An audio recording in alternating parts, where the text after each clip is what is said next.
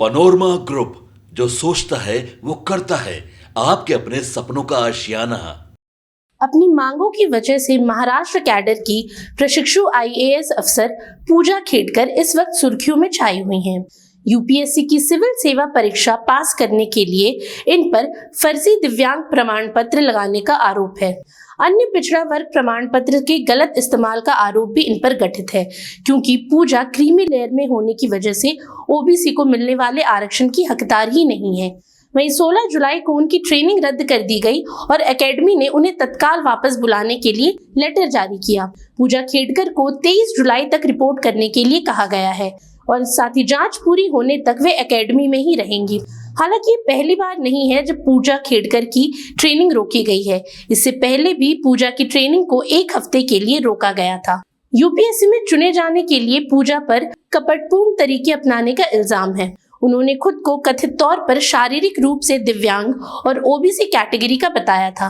अब ऐसे में सवाल उठता है कि आईएएस का दिव्यांगता प्रमाण पत्र अगर निरस्त किया गया तो इसके आगे क्या होगा। इस वीडियो के अंत तक आपको इसका भी जवाब मिल जाएगा।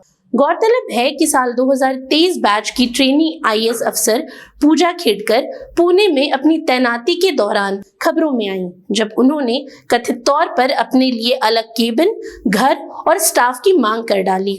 मामला बढ़ने पर उनका स्थानांतरण वाशिम जिले में कर दिया गया, जिसके बाद एक और जानकारी सामने आई कि पूजा खेडकर का दिव्यांगता प्रमाण पत्र भी फर्जी है। दरअसल अगस्त 2022 में पूजा खेडकर ने विकलांगता प्रमाण पत्र बनाने के लिए पुणे में आवेदन किया था। डॉक्टर्स ने जांच के बाद उनको दिव्यांगता प्रमाण पत्र जारी करने से इनकार कर दिया।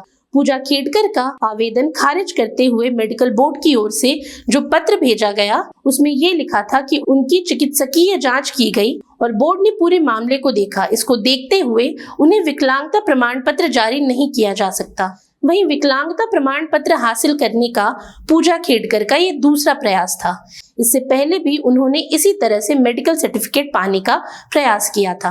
अब आपको बताते चले कि पूजा खेडकर ने ओबीसी और दृष्टि बाधित श्रेणी में सिविल परीक्षा दी थी। उन्होंने दिव्यांगता और अन्य पिछड़ा वर्ग के आरक्षण का लाभ लेने के लिए प्रमाण पत्र जमा किए और सिविल सेवा परीक्षा में पूजा खेडकर को 821वीं रैंक मिली। वहीं दृष्टि बाधित श्रेणी में आवेदन के कारण उनको मेडिकल टेस्ट के लिए दिल्ली स्थित एम्स बुलाया गया था, पर उसमें वह शामिल नहीं हुई। आईएएस पद पर चयन प्रक्रिया के दौरान सबसे पहले उन्हें अप्रैल 2022 में दिल्ली के अखिल भारतीय आयुर्विज्ञान संस्थान टेस्ट के लिए बुलाया गया, तो उन्होंने कोविड पॉजिटिव होने का दावा किया और टेस्ट में शामिल नहीं हुई। बाद में उन्हें मई, जुलाई और अगस्त में भी अनिवार्य मेडिकल टेस्ट से मना कर दिया। उनके विजन लॉस के टेस्ट के लिए सितंबर में एक एमआरआई टेस्ट होना था, इससे भी उन्होंने मना कर दिया और किसी प्राइवेट मेडिकल सेंटर की एमआरआई रिपोर्ट जमा करा दी।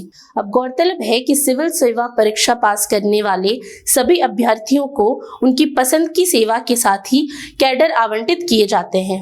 हालांकि सभी विकलांगता प्रमाण पत्रों का दोहरा सत्यापन department of personal and training के एक अंडर सेक्रेटरी द्वारा किया जाता है।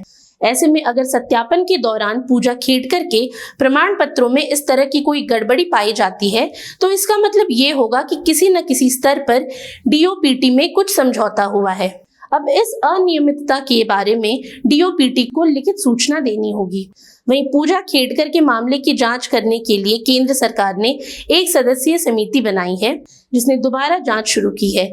अब अगर ये साबित होता है कि पूजा खेडकर का चयन जिन प्रमाण पत्रों के आधार पर हुआ है उनमें कोई फर्जीवाड़ा है या तथ्यों को गलत ढंग से पेश किया गया है, तो उनको सेवा से बर्खास्त किया जा सकता है। इसके अलावा उनके खिलाफ आपराधिक आरोप भी तय किए जा सकते हैं। आज के लिए इतना ही। ये सामग्री आपके लिए जुटाई थी उर्वशी शेखर ने।